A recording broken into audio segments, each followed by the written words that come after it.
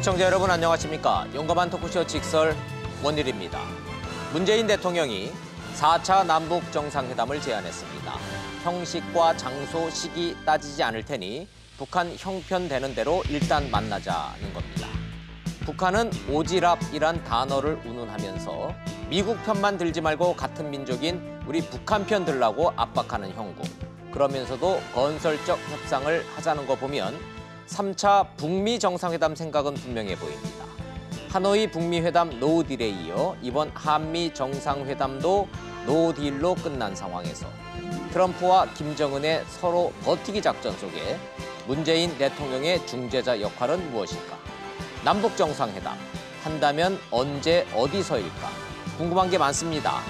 샵 3698 유료 100원 문자 보내주시면 직설 패널들과 함께 한반도 정세 분석 토론에 참여하실 수 있습니다. 직설 시작합니다.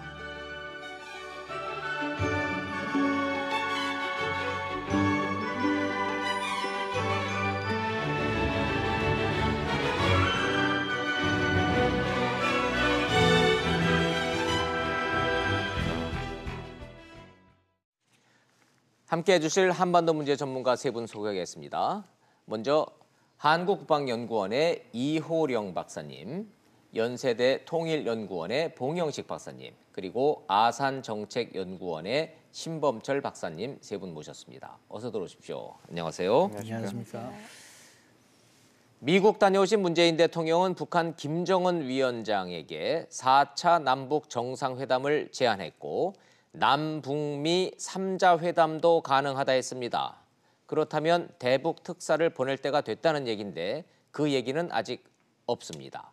청와대 상황과 분위기 먼저 보시고 전문가 의견 듣도록 하겠습니다. 문재인 대통령은 북한 김정은 위원장이 시정연설을 통해 대화를 지속하겠다는 의지를 보여줬다고 평가했습니다. 그러면서 형식의 구애됨이 없이 4차 남북 정상회담을 하자고 제안했습니다. 북한의 형편이 되는 대로 장소와 형식에 구애되지 않고 두 차례의 북미 정상회담을 넘어서는 진전된 결실을 맺을 방안에 대해 구체적이고 실질적인 논의를 할 수 있기를. 김 위원장의 비핵화와 평화 구축 의지는 거듭 확인한 만큼 북미가 맞서고 있는 구체적인 협상 지점에 대해 남북이 함께 고민해보자는 겁니다. 미국이 원하는 포괄적 합의를 설득하고 이행 방안으로는 우리가 제안한 굿 이너프 딜 형식의 단계적 방식을 제안해보겠다는 취지입니다. 아울러 외교관례상 김 위원장의 서울 답방 차례지만 이런 형식의 얽매임 없이 판문점 원포인트 회담 같은 방식도 얼마든지 좋다는 뜻도 담았습니다. 또 문 대통령은 아예 남북미 3자 회담을 여는 방안에 트럼프 대통령도 공감했다고 밝혔습니다. 다만 특사 파견과 관련한 구체적인 언급은 없었습니다. 북한이 특사를 받아들일지 여부를 포함해 남북 정상회담에 대한 논의가 아직은 진전되지 않은 상태라는 점을 간접적으로 드러낸 걸로 보입니다. 긴박하게 돌아가고 있는 남북 4차 정상회담 추진 방안 얘기 들으셨습니다. 키워드만 좀 미리 말씀을 드리면 4차 남북 정상회담 이것저것 따지지 말고 일단 만나자라고 제안했다는 문재인 대통령의 제안 얘기가 좀 귀에 들어오고요.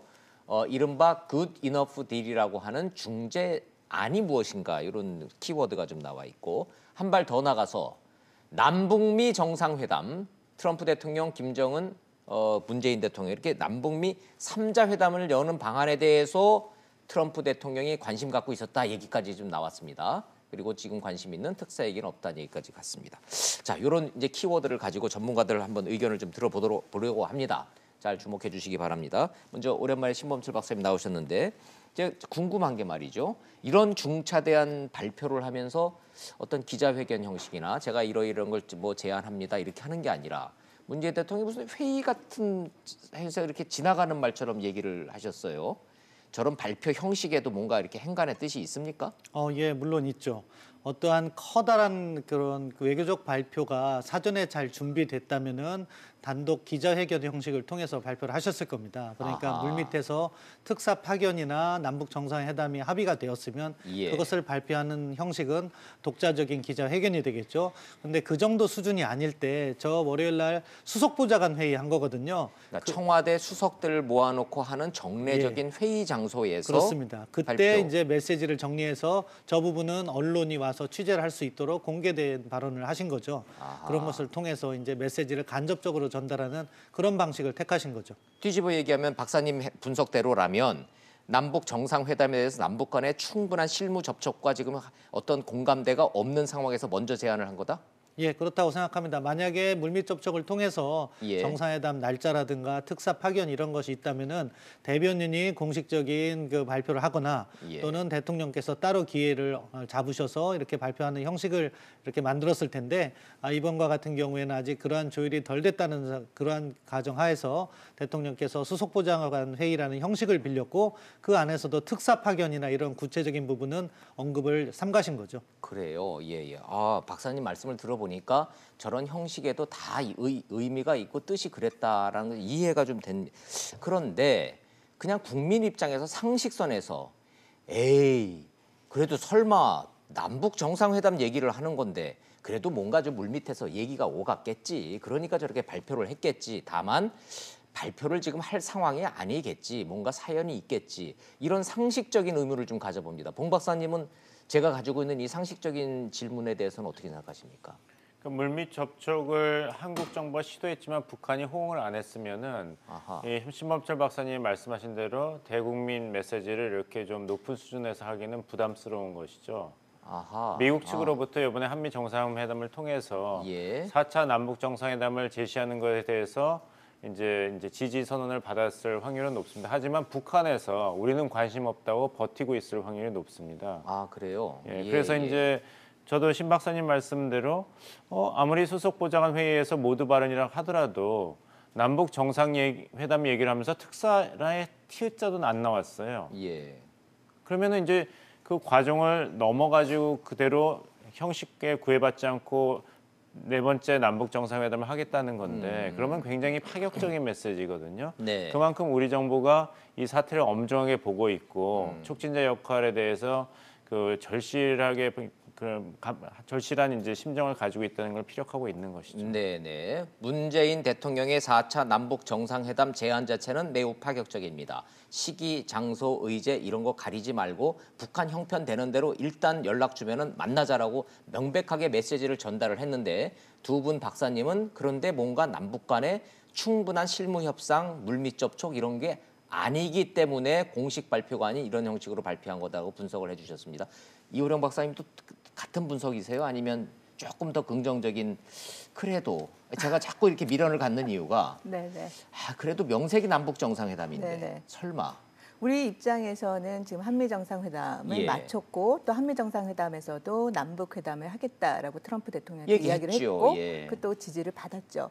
이제 그래서 당연히 와서 이 부분에 대한 입장을 북한에게 뭔가 메시지를 물밑으로 했겠죠. 했는데 거기에 대한 아직 명확한 답을 받지 않았기 때문에 아하. 보면 워딩을 보면 북한이 여건이 되는 대로 형식과 장소에 대해서 구애를 받지 말고 하자라고 한 점을 봤을 때는 아직 그거를 제안을 한 거에 대해서는 답을 받지 못한 상황에서 한미 정상회담 이후 남북 정상회담을 추진하는 방향과 관련해서 뭔가 메시지를 대국민 메시지를 보낼 필요가 있었기 때문에 수석 보좌관 회의에서 남북 정상회담에 대한 의지를 보이고 보다 북한에게 호응을 하라는 그런 메시지를 보낸 게 아닌가라는 생각이 듭니다. 그렇다면 문재인 대통령의 북한도 대화 의지를 보여줬다라고 하는 저 말의 행간의 뜻은 뭐로 해석을 해야 될까요? 일단 저거는 한미 정상회담을 통해서 예. 북한이 연말까지 3차 북미 회담을 할 의지를 보였기 때문에 그걸 봤을 땐 대화의 모멘텀이 적어도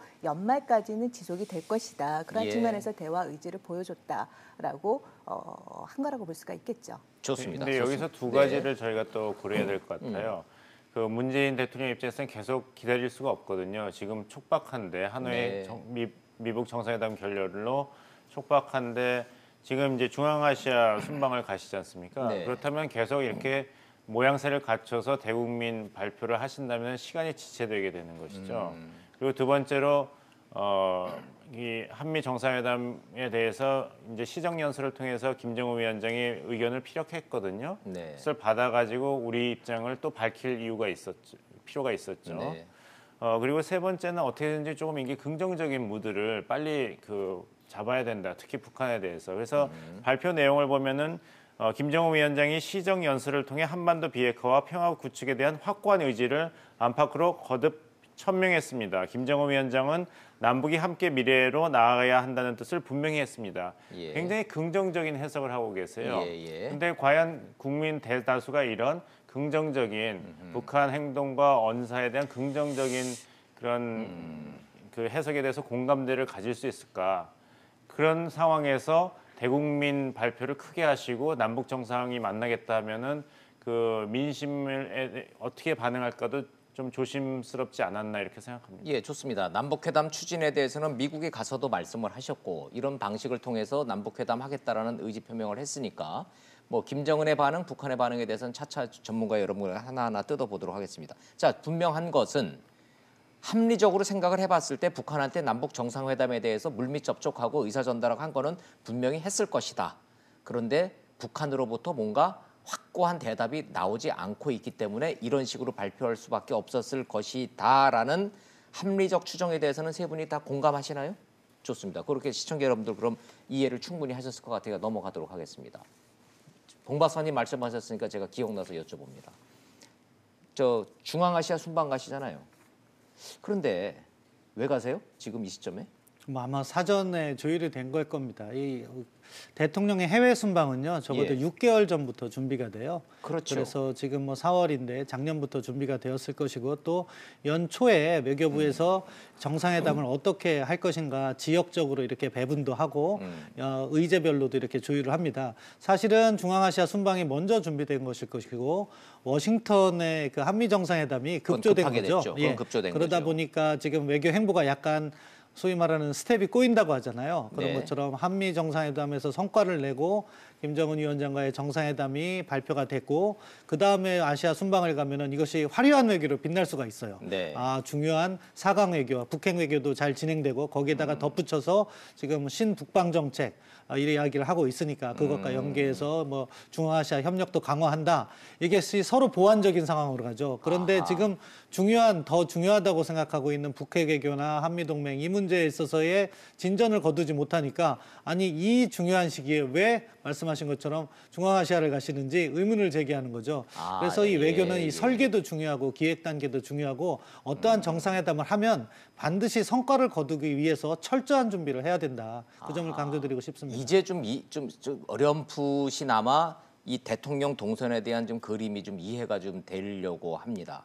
그렇다면 한미 정상회담은 급조된 거니까 빼고 이번에 다음 주에 가시는 이 중앙아시아 카자흐스탄 여기 가시는 이 순방 일정은 한 6개월 전에 됐을 것이고 그 시점을 우리가 역산을 해서 복기를 해보면 하노이 북미 회담이 잘 될 거라고 낙관했고 거기에서 비핵화 단초가 시작이 됐고 북미 간의 협상이 막 돌아가고 그러면 그때 이 시점에서 중앙아시아를 쫙 돌면서 비핵화를 성공적으로 했던 나라를 돌면서 이 추동력을 계속 얻는 그런 외교 일정이었었는데 하노이가 결렬이 됐다고 이거를 취소를 못하니까 어쩔 수 없이 가신다.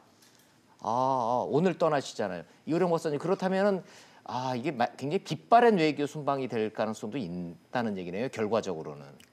아마 6개월 전에 예. 아까 신 박사님께서 말씀하셨듯이 이제 주요 정상회담은 그 전부터 사전 준비가 쭉 진행이 되죠. 그런 가운데 방금 말씀하신 것처럼 북미 2차 북미 정상회담, 하노이 정상회담을 성공적으로 진행이 될 것이다. 그리고 일단 예. 비핵화의 이행 조치가 진입이 될 것이다라는 그러한 전제가 깔렸을 거예요. 그리고 이전에 이제 그거 플러스 이전에 이미 남방 외교를 한번 하셨죠. 그렇죠. 그리고 나서 이 보면은 그 한반도의 비핵화 평화 구상에 남방 외교, 북방 외교가 연계되는 측면이 있기 때문에 남방 외교를 끝냈기 때문에 이번 2차 북미 정상회담 그리고 이어서 북방 외교로 나가는 그러한 구도하에서 진행되는 가운데 앞에서도 말씀하셨듯이 2차 북미 회담이 어그러지면서 그 이후에 다시 초점이 비핵화와 관련돼서 외교가 집중되는 그런 현상이기 때문에 예.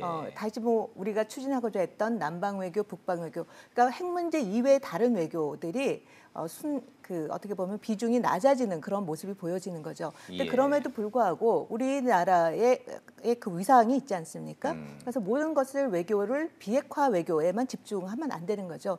다른 의미에서 저변을 넓히는 그런 외교도 활발히 진행할 필요가 있다라고 그러게요. 봅니다. 그러나 현실적으로는 비핵화, 하노이 회담이 결렬될 거에 대한 가능성이 매우 낮았다는 전망 때문에 남방 외교, 북방 외교 이렇게 큰 그림을 펼쳐놨었는데 지금 계속 그게 주목받지 못하는 그런 순방을 좀 하게 될 수밖에 없었다. 그래서 신 박사님은 뭐 스텝이 꼬였다 이렇게 말씀하시는데 뭐 일부러 그런 건 아니니까. 그런데 입장 바꿔놓고 생각을 해보면 이 4차 남북 정상회담 이거 할 일이 엄청 많고 문재인 대통령 여기에 집중을 하시고 싶은데 어찌됐든 몸은 오늘 중앙아시아로 가시게 됐네요. 결과적으로는. 그렇지만 이제 이호령 박사님께서 잘 이야기하셨는데 큰 틀에서 본다면은 이것이 그 북한 비핵화뿐만 아니라 한반도에서의 지속 가능한 평화와 번영의 예. 체제를 구축하는 것이니까요. 그렇게 본다면은 신남방 정책도 중요했고 예. 그 반대편에 있는 신북방 정책도 추진을 하셔야 되거든요. 그렇죠. 그러니까 예, 어차피 예. 해야 될 그런 조금 중장기 정책을 지금 계획에 따라서 한다 이렇게 볼 수도 있는 네. 것이죠. 특히 오늘 가시는 그 순방국 중에 카자흐스탄 같은 경우에는 비핵화 경험이 있는 나라니까 그렇죠. 예, 거기 비핵화 카자흐스탄 모델 같은 것도 한번 우리가 참고할 필요도 있고 논의 과정에서 많이 나오기는 했죠. 자, 뭐 이런 상황에서 문재인 대통령은 중앙아시아 친북방 외교를 위해서 이제 출발을 하시는 거고, 우린 다시 우리 주제로 좀 돌아와 보죠. 그 4차 남북 정상회담. 서울 답방으로 갈까요? 아니면 결국 또 다시 판문점으로 갈까요? 아니면 문재인 대통령이 또 평양을 또 그럼 올라가셔야 될까요? 이런 궁금증이 좀 남습니다. 전문가들 의견 좀 여쭤보도록 하죠. 어느 분부터 본 박사님부터 여쭤볼게요. 자, 시기, 장소 구애받지 않겠다고 그랬는데 그러면 결국은 북한이 하자는 대로 갈 수밖에 없는 상황인가요? 그렇죠. 북한이 결정하게 되었습니다. 근데 자, 그럼 첫째, 서울로 올까요? 제가 김정우 위원장님만 오지 않겠습니다. 안 온다. 왜냐하면 별로 먹을 게 없거든요. 와봐야 서울에 와봐야 얻을 게 없다. 왜 옵니까?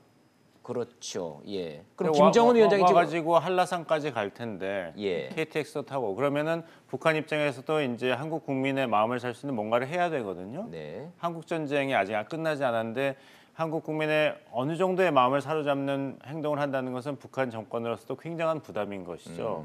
할아버지, 아버지의 그런 레가시를 어떻게 평가할 건가 그것도 굉장히 조심스럽지 않습니까?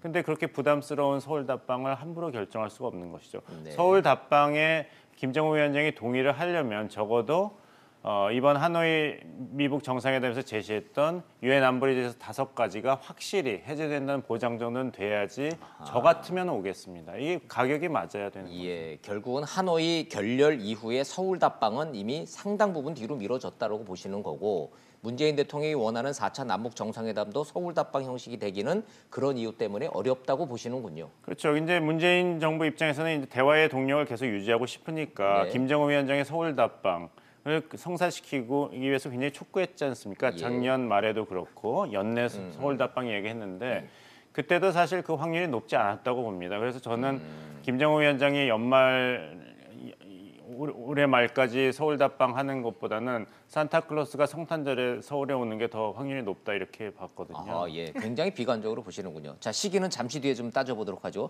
장소는 서울이 될 가능성이 없다라고 봉 박사님 매우 비관적이시고 두 분도 네. 비슷한 의견이신지 아니면 혹시 그래도 이게 이 외교라는 게 살아있는 생물이니까 어떤 변수가 있으면 조건이 맞으면 혹시 이런 가정 가능할까요? 이 박사님은? 저도 서울에 올 가능성은 거의 없다? 없다라고 아하, 보는 게 예. 맞죠.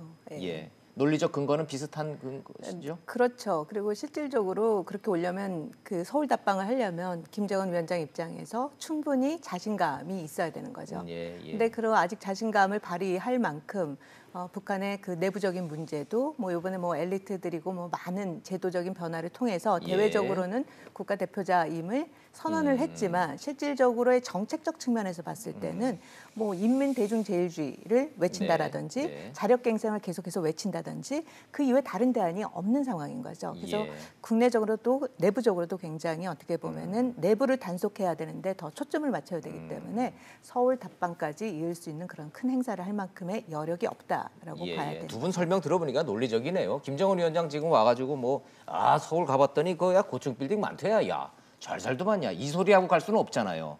갔더니 여기서 뭔가 얻어내고 인민들한테 가서 돌아주는 제재 해제에 대한 선물을 가지고 가야 되는데 줄 수 있는 것도 없고 받을 것도 없고 이런. 자 그럼 서울 답방 얘기는 뭐 무의미한 질문 같고 그렇다면 서울이 아니면 어디가 될까요, 신 박사님? 한다면? 결국 판문점이 또 되겠죠.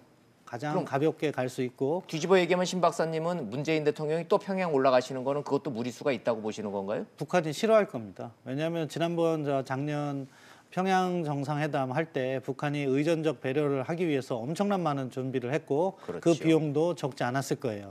그러한 것을 북한이 다시 제공할 것인가? 그걸 원하면 적어도 한국 정부 문재인 대통령께서 제재 완화라는 카드라는 선물을 가져가면 모를까? 그냥 뭐 끊어진 북미 대화를 연계하기 위해서 답방을 하시는데 또 그런 준비를 하기가 벅차겠죠. 그리고 북한 입장에서는 지금 뭐 김정은 위원장이 뭐 우리 문재인 대통령께서는 상당히 긍정적으로 평가를 하셨지만 지금 던지는 메시지는 뭐 자신들의 입장을 바꾸지 않겠다. 저 최고인민회의의 시정연설로서 한 건데 문 대통령이 오셔도 그걸 바꿀 수 있는 입장이 아닙니다. 그렇기 때문에 뭐 평양에서 대조적인 행사를 갖기보다는 정 문재인 대통령이 만나길 희망한다면 판문점에서 작년 5월 26일 2차 정상회담처럼 가볍게 만나서 이야기를 듣고 그 정도에서 이렇게 해결하지 않을까 생각합니다. 세 분 말씀 들어보니 서울이든 평양이든 뭔가 이렇게 거창하게 막 그냥 이렇게 할 수 있는 상황이 전혀 아니군요. 결국은 한다면은 판문점밖에는 대안이 없다. 네, 뭐 시청자 여러분들 충분히 이해가 되실 것 같습니다. 그렇다면 언제? 4.27 판문점 회담이 벌써 1년 됐대요. 며칠밖에 안 남기는 했는데 1주년 기념 뭐 이런 명분으로 좀 급하게 만날 수 있는 방법 없을까요? 그거 좀 한번 좀 따져보도록 하겠습니다. 역시 봉 박사님 먼저. 근데 1주년 기념 4.27 남북 정상회담 기념을 하려고 그러면 시간이 모자랍니다. 특히 이제 북한과 러시아 간의 정상회담 이야기가 나오고 있는데 이게 굉장히 빡빡하거든요. 북한 입장에서도 그렇고 아마 이제 신범철 박사님께서 이야기했듯이 문재인 정부는 이제 큰 이제 구상이 있었을 겁니다. 2018년에 긍정적인 발전을 2019년에 계속 기념하면서 추동력을 살려간다. 그 첫 번째가 성공적인 하노이 미북 정상회담이었을 것이고 그게 2월 말이니까요. 그다음에 이제 3.1절 100주년이 있고 임시정부 수립 100주년이 있고 그다음에 4.27 판문점 남북 정상회담을 기념하고 이렇게 쭉 계속 긍정적인 사이클을 돌리다 보면은 여름에도 이제 큰 행사를 할 수 있는 것이었거든요. 근데 2월 말에 하노이 정상회담이 틀어지면서 모든 게 헝클어진 것이죠. 그러네요. 그래서 4.27을 명분을 살리기 위해서 판문점 선언 1주년을 기념하는 4.17 회담을 시간을 맞추기는 물리적으로 어려울 것이다. 잠깐 산으로만 가면 김정은 위원장 러시아는 가긴 가는 겁니까? 지금 분위기로 보면? 뭐 우리 조현 1차관이 그 부분에 있어서 가능성이 높다고 공식적으로 이야기를 했더라고요. 김창선 부장도 갔다 왔죠. 이미 뭐 3월달에 다녀왔고요. 그 얘기는 러시아 간다는 얘기로 봐야 되겠죠? 뭐 준비가 다 돼 있고 시기를 갖다가 거의 확정적인 것 같습니다. 그런데 저는 시간적으로 4.27 판문점 정상회담 불가능하지는 않다고 생각해요. 하려고만 들면? 그렇죠. 왜냐하면 작년에 5월 26일 날 정상회담은 5월 24일 날 결정됐거든요. 그때 트럼프 대통령이 북한의 연이은 오만한 발언으로 인해서 정상회담 하지 않겠다 이야기를 하니까 그때는 저는 북한이 사실 요청했다고 보는데 급하니까 만나는 건 뭐 이틀만 해도 준비가 되더라. 그런데 지금 근본적인 문제는 북한이 그때와 같은 필요성을 느끼지 않는다는 것이 첫 번째고요. 두 번째는 말씀하신 것처럼 러시아 방러가 지금 북한에게 있어서는 우선순위가 될 수 있다. 왜냐하면 문재인 대통령을 만나면 결국에는 미국과 대화하라 이 소리밖에 듣지 못하는데 그것은 지금 최고인민회의에서 한 말이 있기 때문에 쉽지 않다.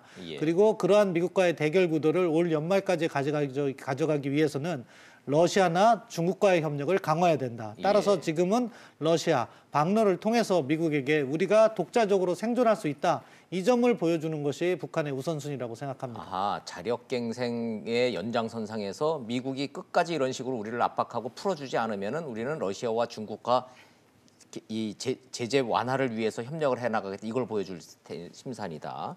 자, 그럼 같은 맥락으로 세 분이 이제 맥락으로 같이 가고 있는데 역시 4.27은 물리적으로 하려면 하겠죠. 우리 입장에서는 하겠다면 합니까? 우리 입장에서는 4.27 1주년 기념에 맞춰서 남북 정상회담 하는 모습이 가장 좋아 보이겠죠. 하고 싶겠죠. 그죠. 판문점 선언에서 예. 가장 중요한 포인트가 이전과 다르게 정상회담의 합의문에 맞아요. 비핵화 부분을 넣느냐 안 넣느냐 갖고 작년 이맘때쯤 그렇죠. 굉장히 많은 얘기가 나왔는데 그 부분을 넣지 않았습니까? 예, 그러면 그 맞아요. 1주년 행사에 남북 정상회담에서 이거를 다시 상기시키면서 북한을 다시 비핵화의 협상에 추동시키려고 하는 거는 우리 입장에서는 굉장히 하고 싶은 그런 부분일 거예요. 네. 그러나 북한 입장에서 생각을 해본다면 4.27 판문점 선언은 이미 지금 시정연설에서도 나왔듯이 최종 상황에 대한 이야기는 하고 있지 않아요. 예. 단지 새로운 방법을 갖고 오면은 북한이 용인할 수 있는 부분을 갖고 온다면 대화에 나오겠다라는 예. 입장이거든요.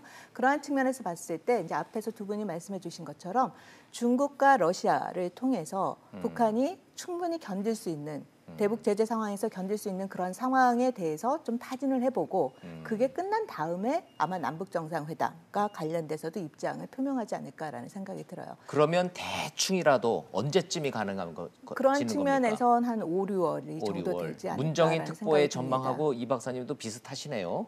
문정인 특보가 한 5월, 6월은 돼야 됐다고 얘기를 좀 하는데 그런 논리로 설명을 들으니까 4월 말 4.27은 그래 그거는 아닌 것 같다는 생각이 좀 들기는 하네요. 자, 그럼 어차피 얘기 나온 김에 김정은 위원장이 북한에 가서 푸틴 만나면요. 무슨 얘기를 할까요? 아무래도 핵심은 경제 제재 완화입니다. 거기에 러시아, 예. 유엔 안보리 상임이사국인 러시아, 그리고 우크라이나 사태 때문에 동병상련인 상황이죠. 예. 경제 제재를 받고 있는 러시아를 어떻게 해서든지 북한 편으로 가깝게 만들 수 있지 않을까 이런 희망이 있는 것 같습니다. 실효가 있는 부탁일까요? 푸틴 만나서 그런 동병상련 얘기하고 미국 때문에 정말 못 살겠다. 미국식 계산법 나 정말 이해 못하겠다 그러면 상 회장님, 예. 이 인간사도 좀 힘들면 예. 이 주위 사람들 여러 찾아다니면서 자꾸 물어봐야 되지 않습니까? 혹시 압니까? 아하, 그런 효과는 있을 네, 것이다. 내부적으로는 자력갱생 예. 25번이나 이야기했지 않습니까? 그리고 이번에 내각 총리가 된 김재룡 총리도 얘기했지 않습니까? 우리식 경제 관리를 전면 확립했다.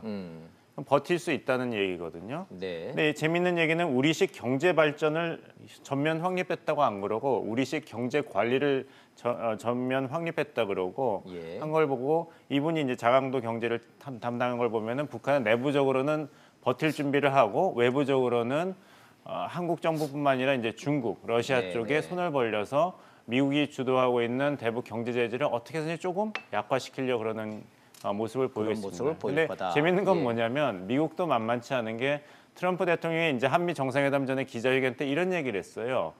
이 기회를 통해서 김정은 위원장하고 북한 주민에게 인사를 한다 그랬지 않습니까? 예, 예. 그러면서 얘기한 건 또 뭐냐면은 나는 중국과 러시아에 감사한다 이 얘기를 했어요. 뭐냐면은 북한이 중국, 러시아를 통해서 변화를 꾀하니까 미국 네. 측에서도 중국, 러시아한테 메시지를 던지는 거죠. 제재는 유지돼야 된다. 네. 아하. 중국과 러시아한테 고맙다라는 얘기는 니들 도와주면 나 가만히 안 있을 거야 이런 얘기네요. 그렇죠. 고맙다 그러면서도 이제 눈은 쳐다보고 있는 거죠. 도와주지 않아서 고맙다라는 얘기인 거네요. 그러면 결국은 같이 보십니까? 제가 이 질문을 드리는 이유가 유엔 제재라는 것이 명색이 유엔이 미국 혼자만 있는 게 아니지 않습니까? 그래서 더 이상 핵실험을 하지 않고 미사일을 쏘지 않는 이른바 모라토리움이 이렇게 일정 기간 유지가 되면 경제 제재를 일부라도 해제해 주지 않을까라는 목소리를 미국만 하는 건 아니잖아요. 러시아도 할 수 있는 거고 중국도 할 수 있는 거 아닙니까? 김정은인 만나면은 그 얘기 안 할까요? 김정은 위원장은 당연히 제재 완화 부분을 이야기할 것이고 예. 지금 중국과 러시아는 북한이 비핵화 조치를 일부 했기 때문에 제재 완화를 검토해야 된다. 이게 공식 입장이에요. 아하, 공식 그러니까 입장이. 미국에 비해서는 훨씬 더 유연한 유연하지요. 입장을 제기하는 것이고 예.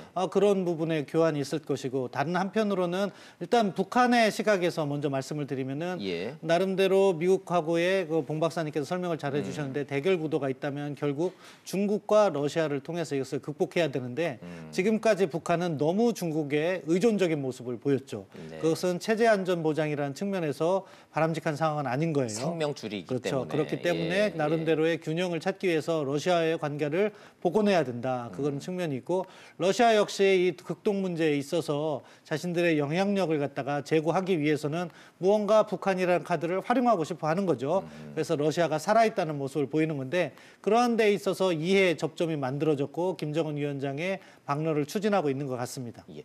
아니 세 분 박사님 얘기를 이렇게 쭉 듣다 보니까 문재인 대통령이 4차 남북 정상회담을 하겠다 그러지만 김정은 위원장의 시선은 러시아로 가 있고 중국으로 가 있지 우리한테 눈길을 잘 안 주네요. 자꾸 우리는 저 뒤통수에 대고서 만나자 그러는 것 같은 느낌이 좀 듭니다만은 우리가 주서 김정은 위원장을 다시 일로 끌어들일 수 있는 카드가 있을까요? 개성공단도 힘들 거고 금강산도 힘들 거고 현 상황에서 문재인 대통령이 김정은 위원장한테 줄 수 있는 게 뭐가 있을까요?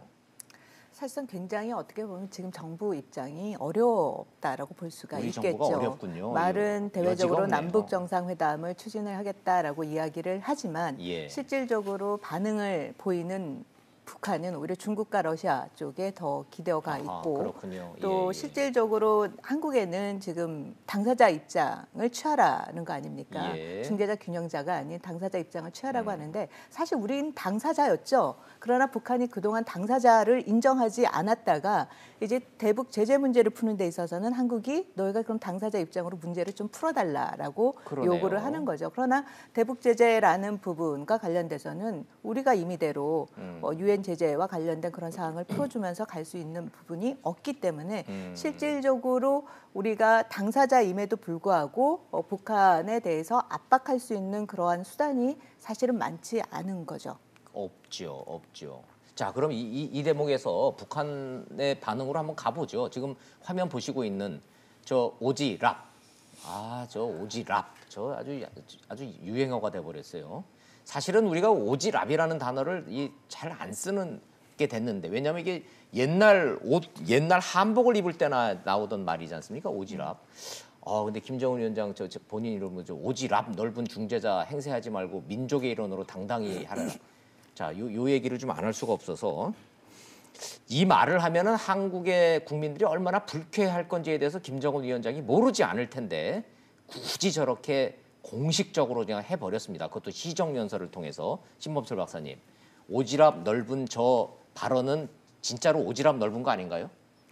어떻게 해석해야 하십니까? 그건 오지랖 차원이 아니라 국제 관계를 전혀 이해하지 못하는 북한식 막가파 발언이다. 이렇게 개점 정의를 하고 싶습니다. 계산된 발언입니까? 화가 나서 하는 얘기 들으라고 하는 얘기입니까? 철저하게 계산된 발언이겠죠. 철저하게 그러니까 어떤 계산입니까? 이 과정을 사실은 조금 더 지켜볼 필요가 있는데 북측으로서는 아마 이러한 북미 정상회담 과정에서 한국 정부하고도 물밑 접촉을 했을 것이고 예. 그런 한국 정부의 역할에 기대를 했을 겁니다. 그런데 한국 정부는 적어도 제재만큼은 지켜나가겠다 하는 입장을 보이니까 거기에서 북한은 계속 실망을 하고 있는 거죠.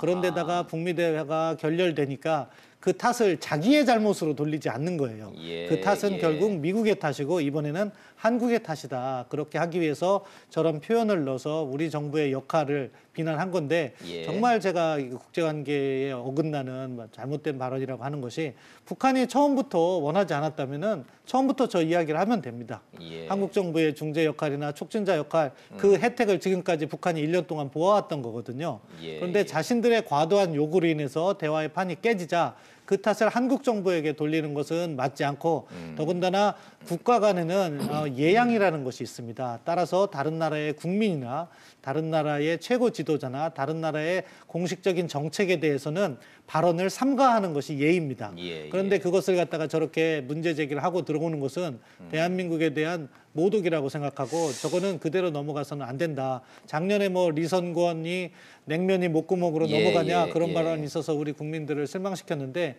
저것은 북한 지도자의 공식 연설에서 나온 거기 때문에 훨씬 더 심각한 문제 인식을 가져야 된다고 생각합니다. 그러고 보니까 몇 달 간격으로 우리의 빈정을 상하게 하는 지금 이 발언이 자꾸 나오고 있는데 얼마 전에는 냉면 목구멍 때문에 온 국민들이 불쾌하고 이건 아닌데 싶었는데 이번에는 좀 오지랖이라는 단어.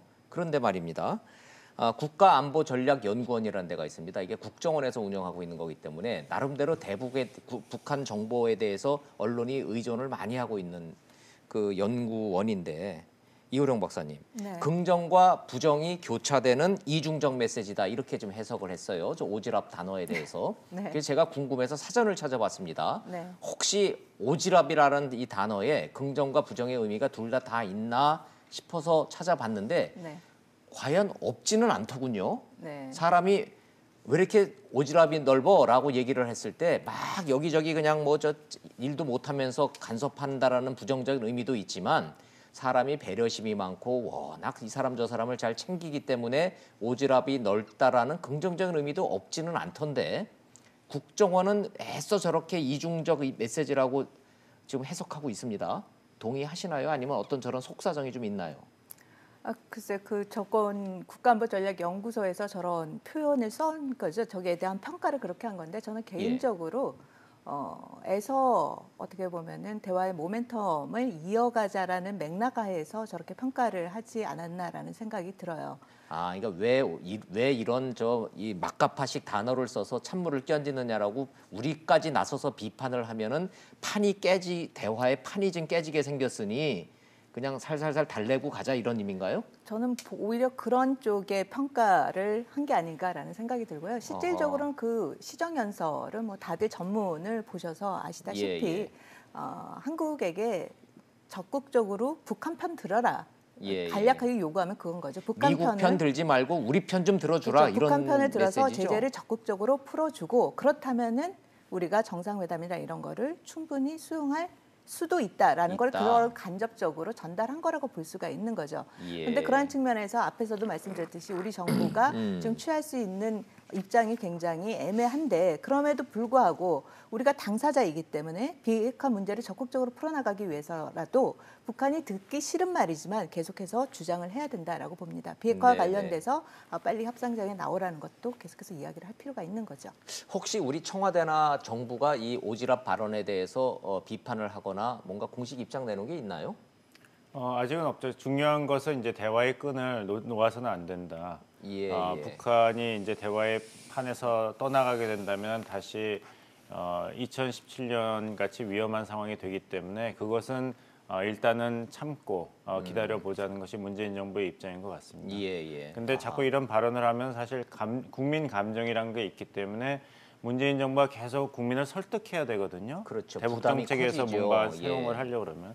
그래서 이거 들으면서 좀 개인적으로 굉장히 깜짝 놀란 게 뭐냐면 많이 듣던 얘기였습니다. 그 애엄마가 옛날에 하던 얘기인데 오지랖 넘은 중재자, 촉진자 행세를 할 것이 아니라 부부의 일원으로 제정신을 가지고 제할 수 있는 시댁에 당당히 하면서 가족의 이익을 옹호하는 당사자가 되어야 한다. 많이 들었던 얘기거든요. 근데 이런 얘기를 들으면 들을수록 제가 당사자 촉진자로 애쓰는 거는 평가를 못 받고 섭섭하다는 생각이 들어요. 그것이 인지상정인데 그렇다면 북한이 만약 문재인 정부가 자기 편에 서서 미국과의 입장에 다른 입장을 해서 경제제재 완화에 앞서는 걸 바란다면 이런 발언은 삼가해야죠. 이게 저 북한의 외교적 수사를 이렇게 보다 보면은 이걸 웃어야 되나 울어야 되나 고민스러울 때가 많습니다만은 지금 상황을 북한의 입장에서는 남한을 중재자 역할이라시면서 괜히 중간자적 이 말도 맞고 저 말도 맞고 왔다 갔다 하지 말고 확실하게 내 편을 좀 들어달라라고 하는 그런 이 가족 그냥 부부싸움처럼 지금 비유가 되어 있습니다. 신 박사님 어떻게 보세요? 저는 대응 측면에서 사실 문재인 대통령께서 어제 한마디 하셨어야 제가 된다고 그 질문을 좀 드리려고 하는 겁니다. 그러니까 만약에 우리가 이 발언에 대해서 공식 반응을 했다면 그걸 이제 질문을 좀 드려보자 예. 했는데 계속하십시오. 예, 이호령 박사님께서 말씀하신 것처럼 뭐 우리 정부가 북한의 반응을 그대로 반박하면은 이 대화의 모멘텀을 또 상실할까봐 참았다 그런 해석이 뭐 가능합니다. 저도 예, 그 부분은 예. 동의하는데 근데 반응을 하더라도 우리도 수준 있게 격조 있게 할 수 있는 거거든요. 남북 관계의 밝은 미래를 위해서라는 상대방을 배려하는 말을 해나가야 된다. 이 정도 발언하면은 그 뜻은 이미 우리 국민들이 다 알고 있을 그렇죠. 테고 예, 북한에 예. 대해서도 충분히 자극하지 않는 수준에서 격조 있게 앞으로 말 함부로 하지 마. 이 메시지를 전달하는 거죠. 예. 근데 그런 걸 하지 않음으로 해서 이 남북 관계를 왜곡시킨다. 제가 드리고 싶은 말씀은 이 두 번째인데요. 예. 근본적인 문제가 있는 거예요. 뭐냐? 뭡니까? 이 남북 관계가 이렇게 정상적이지 않고 북한은 막말하고 우리는 참는 비정상적인 관계로 가면 이게 남북 관계에만 있는 일이 아니에요. 비핵화 협상이든 예. 평화체제 문제든 그러한 북한의 일방적이고 제멋대로는 행동이 계속해서 반복적으로 나타나는 거죠. 따라서 어떻게 보면은 핵 문제를 해결하기 위해서라도 우리가 이 남북 관계를 정상화시키는 그러한 노력이 필요하고 북한이 잘못된 행동을 한다면 그 부분은 지적을 하면서 시정하도록 만들어 나가야지 결국 보다 밝은 미래가 있다. 이것은 비단 남북 관계뿐만 아니라 핵 협상, 네네. 평화체제 문제 모두에 다 연계되어 있는 문제라는 인식이 필요하다고 봅니다. 네네. 오지랖과 관련된 우리 정부의 대응에 대해서는 샵 3698로 시청자 여러분들의 문자도 지금 꽤 들어오고 있습니다. 뭐 기분들이 좋지 않으시네요. 국민 감정상 문자를 보내주시는 국민 여러분들의 시청자 여러분들의 반응도 오지랖이라는 이런 소리를 듣고 국민의 목소리를 좀 어떻게 좀 반영을 좀 해줬으면 좋겠다라는 그런 의견들 좀 주고 계십니다. 자, 이거 뭐 자꾸 뭐 말꼬리 잡고 남북 간에 이게 지금 이 중차대한 한반도 정세를 논의를 할 때 자꾸 말꼬리를 잡고 늘어지자는 게 아니라 이런 비정상적인 남북 관계의 이 패턴이 결코 양자에 도움이 되지 않는다. 이런 전문가들의 의견이 좀 있습니다. 자, 이게 뭐 좀 가다 보면은 결국은 이 비핵화 문제와 이거 트럼프와 김정은의 계산법에 대해서 얘기를 안 할 수 없는데 그거 이제 핵심이기 때문에 그걸로 한번 넘어가 보죠. 김정은 위원장은요, 시종일관 미국식 계산법 더 이상 나 못하겠다, 못 따라가겠다 이렇게 좀 대놓고 얘기하고 있습니다. 그렇다면 계산법이 어떻게 다른 건지 이 시점에서 한미 정상회담을 통해서 확인된 미국과 북한의 계산법, 대화법 한번 얘기를 좀 한번 해보죠. 이호령 박사님. 네. 자, 김정은 위원장이 불만을 갖고 있는 미국식 대화법 뭐가 지금 체질에 안 맞다는 겁니까? 이번에도 그 한미 정상회담을 통해서 두 개의 키워드로 좀 명확해진 거죠. 첫 번째는 빅딜을 받아라. 빅딜. 미국의 방법은 빅딜이고 예. 그다음에 대북제재 해제는 핵 폐기와 대북제재가 동시에 완료되는 거를 트럼프 대통령은 기대한다. 그래서 네. 두 가지가 압축된 것 같습니다. 그래서 아하. 북한이 이 빅딜을 받을 때까지 우리는 서두르지 않겠다. 하나하나 예. 스텝 바이 스텝을 절차를 밟겠다라는 그게 미국의 지금 현재 비핵화 방법인 거고요. 하노이에서의 노딜은 결국은 저 빅딜과 단계적 이행이 충돌되면서 양자가 서로 먼저 받아 하면서 이게 깨져버린 건데 그렇죠. 그건 유지되네요, 지금도. 그렇죠. 최종 상태에 대해서 합의를 한다면 그 다음은 순차적으로 진행을 하겠다라는 네. 입장인 거고요. 반면에 북한은 이 최종 상태는 여전히 이야기를 하고 있지 않아요. 그러니까 비핵화 관련돼서 뭐 어떻게 하겠다, 뭘 어디까지 하겠다 이런 건 없이 방법론만 계속해서 이야기를 하고 있는 거예요. 그래요. 잠깐만요. 이전과 다른 예. 네. 예, 그 대목에서 지금 저를 포함한 일반 시청자들이 궁금해하실까봐 최종 단계라는 것은 비핵화라는 걸 말씀하시는 거죠? 그렇죠. 비핵화가 완료될 때 어떤 상태로 완료가 돼야 되는가에 예. 대한 부분에 대해서는 이때까지 북한은 한반도의 완전한 비핵화를 예. 위해서 노력은 한다까지만 얘기를 했고 아하. 이때까지 그 두 차례의 정상회담이라든지 예. 북미 정상회담이라든지 아니면 실무회담, 북미 실무회담을 통해서 최종 상태의 비핵화의 모습을 한 번도 언급이 된 적이 없는 거죠. 반면에 미국은 비핵화의 최종 상황에 대한 모습이 다 나와 있는 거죠. 구체적으로. 그렇죠. 과거에 만들어놓은 과거 핵 다 드러내고 미래 핵 개발에 대해서 사찰받고 네네. 그다음에 핵물질 다 신고하고 그리고 거기에 있어 일했던 인력들 다 민간으로 보내고 민간으로, 네, 이렇게 이전시키고. 미국의 요구는 구체적인 비핵화의 최종 단계가 나와 있는데 북한의 주장, 시종일관 주장은 내래 비핵화 한다고 약속하지 않았나? 이게 최종 비핵화인 거죠? 그렇죠. 북한은 계속 그것만 얘기를 하고 방법론과 관련돼서는 동결을 뭐 어느 부분을 어떻게 할 것인가 아하. 그 얘기만 하고 있었던 거죠. 그러니까 계속해서 미국과 북한은 평행선을 달리고 있는 거고 이번에도 시정연설을 통해서 미국이 다른 방법론을 가져온다면 예. 만날 용의가 있다라고 세 번째 회담을 할 수도 있다라고 이야기를 했기 때문에 여전히 지금까지도 평행선을 달리고 있다라고 봐야 돼요. 그러나 한 번은 기다려보겠다고 분명히 얘기했거든요. 그 김정은 위원장은 한 번은 더 해볼 용의가 있다. 요건 어떻게 해석하는지 두 분 의견 좀 여쭤보도록 하겠습니다. 동시 질문 드릴게요. 신 박사님과 봉 박사님은 좀 동시에 좀 그 질문 좀 대답 좀 해주십시오.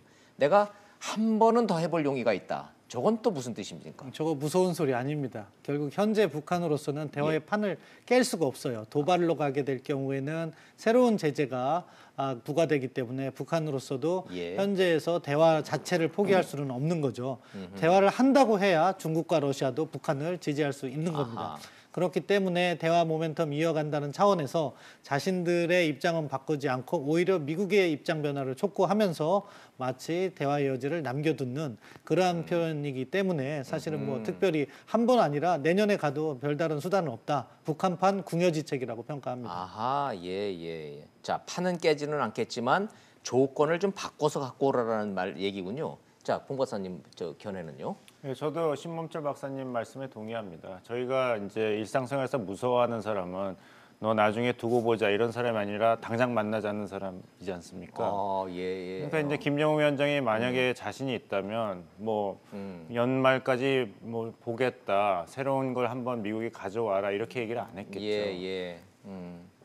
그러고 보니까 어렸을 때 기억을 되살펴 보면 너 나중에 두고 봐 하는 친구는 무섭지가 않아요.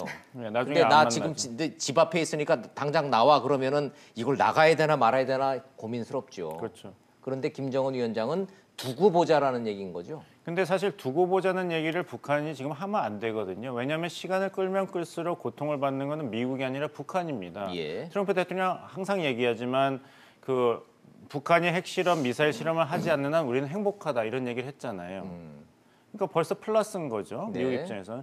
근데 시간이 아무 정상회담 없이 지나가면은 북한은 그렇게 싫어하는 경제 제재에서 벗어날 수가 없어요.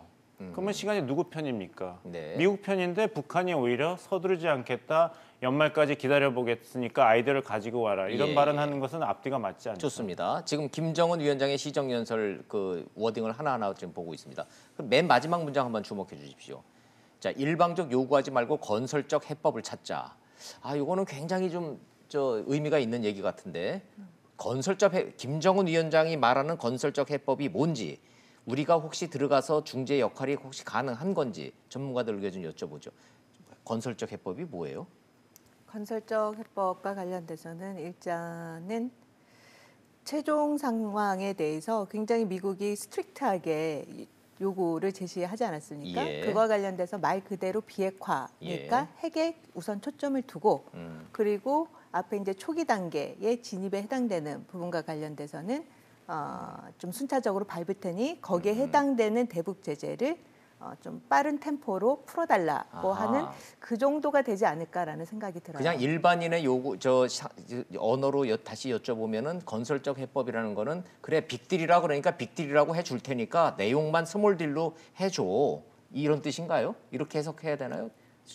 두 분 신 박사님 예, 어떻게 뭐 보세요? 일단 지금 미국이 주장하는 것은 거부하고 다른 대안을 이야기를 하는 거죠. 네. 근데 제가 생각하기에는 뭐 북한이 이야기하고 있는 건설적 해법은 그 건설적 해법의 기초가 되는 것은 기존에 북한이 이야기했던 단계적 해법이라는 거죠. 아하. 이 단계적 해법, 북한이 핵을 하나씩 내려놓으면서 미국은 제재를 갖다가 완화해주는 그런 해법에 기초해서 그 과정에서 북한의 비핵화 단계라든가 또는 미국의 상응 조치의 단계 그 폭을 조금 더 조정해 보자. 기본 틀은 유지하면서 아무튼 그런 식의 새로운 방법을 강구하자는 취지라고 보는데 절대 미국이 요구하고 있는 이호령 박사님께서 이야기한 비핵화의 최종 상태나 로드맵을 먼저 내려놓지는 않겠다는 의미가 담겨져 있다고 봅니다. 미국이 원하는 답이 아니네요. 예, 그렇다고 봅니다. 그러나 트럼프도 분명히 입으로는 스몰 딜 좋다 그러지 않았습니까? 봉 박사님 그거 트럼프의 워딩은 우리가 어떻게 받아들여야 될까요? 트럼프 대통령 발언을 제가 이해한 것은 네. 스몰 딜 괜찮다. 그 말이 뭐냐면은 빅딜을 포기하고 스몰 딜을 받겠다는 것이 아니라 그게 아니고 빅딜 안에서 그 포괄적인 합의라든지 로드맵이 결정되면은 그거를 쪼개고 이행하는 과정에서는 융통성을 발휘할 수 있지만 예. 우리는 지금 빅딜을 얘기하고 있다. 그리고 그 안에서 융통성을 발휘할 수 있다는 얘기였고 그리고 스몰 딜 얘기를 하면서도 이런 얘기를 했죠. 우리는 항상 장기적으로 생각한다. 그리고 이런 일은 신속하게 진행될 성격의 일이 아니다. 이런 얘기를 했습니다. 그러니까 결국에는 북한이 해야 될 얘기는 최종 단계가 무엇이고 거기까지 어떻게 갈 것인지 그러니까 북한이 상정하고 있는 한반도에서의 완전한 비핵화 네. 그리고 한반도에서의 전쟁의 위협이 없어지고 그 외세가 뭐 없어진다든지 평화 예. 그것에 대해서 양측이 합의를 해야지 영변이든 뭐든 유엔 안보리 제재 해제든 가격을 매길 수가 있는 것이거든요. 네. 근데 끝을 모르기 때문에 가격을 잴 수가 없는 거예요. 그렇기 때문에 서로 받아들이기도 힘든 거예요. 그러네요. 아까 그 스몰 딜 그 트럼프 대통령 화면을 한 번만 더 올려주시면 예. 제가 조금 더 설명을 붙여드리고 싶은데요. 잠깐만 현 시점이라고 얘기하잖아요. 네. 그러니까 지금 당장 우리는 빅딜만을 이야기하겠다는 건데 나중에 가면은 스몰 딜도 고려할 수는 있다는 거예요. 아하. 그게 무엇이냐? 우리 정부가 얘기하고 있는 포괄적 합의 단계적 이행을 미국 정부도 언젠가는 수용할 가능성은 있다고 열어두었다는 거는 저는 동의합니다. 그 말이 틀렸다는 게 아니고 다만 지금 상황에서 하노이가 깨진 지 한 달 반밖에 지나지 않은 상황에서 미국이 먼저 입장을 갖다가 바꾸게 되는 것은 이 비핵화 협상 전반에 대해서 부정적인 영향을 미칠 수 있다는 거죠. 네. 이러한 상황을 고려했다면 사실 우리가 한미 정상회담을 추진하는 과정에 미국의 저러한 의도를 미리 읽었다면 정상회담 시기를 다음 달로 조정했어도 사실 전반적인 문제는 아무런 그러네요. 영향을 미치지 그러네요. 못하거든요. 그런데 우리가 너무 서두름으로 인해서 우리 정부가 가져간 굿이너프 딜, 포괄적 합의 단계적 이행을 미국이 지지할 수도 있는데 현 단계에서 지지를 받지 못하고 그러니까 김정은 위원장은 더 한국에 대해서 중재자 아니다 이렇게 부정적인 이야기라고 상황이 오히려 악화되었다고 평가합니다. 따라서 정책을 전개하는 것은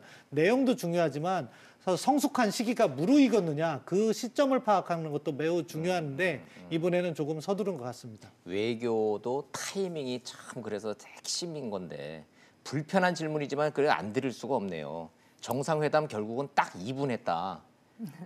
앞뒤 다 빼고 이렇게 했더니 급하게 만나긴 만났는데 트럼프도 만나자니까 만나기는 만났는데 정상회담 둘이 딱 만난 거는 2분밖에 안 됐다. 2분이면 전자레인지에 라면 돌리는 것도 안 된다. 사진 한 장 찍은 거밖에 안 된다라는 혹평이 나오는 게 이 언론이 좀 과도하게 그러는 것 같기도 하고 박사님들 얘기를 좀 듣다 보니 이번에 좀 서둘러서 결국은 노딜인 줄 알면서도 워싱턴을 가셨구나. 이런 생각 어떻게 될까요? 이 질문 너무 불편한가요? 이 박사님 어떻게 보십니까? 네, 일단 물론 비핵화와 관련돼서 가장 좋았다면 굿이너프 딜에 대해서 일정 정도의 동의를 받아냈으면 좋았을 텐데 그것보다 저는 좀 방점이 그동안의 하노이 회담 결렬 이후에 한미 간의 비핵화 문제로 굉장히 삐걱거리는 게 아니냐라는 그러한 의구심을 이번에 한미 동맹을 한미 정상회담을 통해서 불식시킨 거 이거에 대해서 좀 의미를 두고 싶고요. 오히려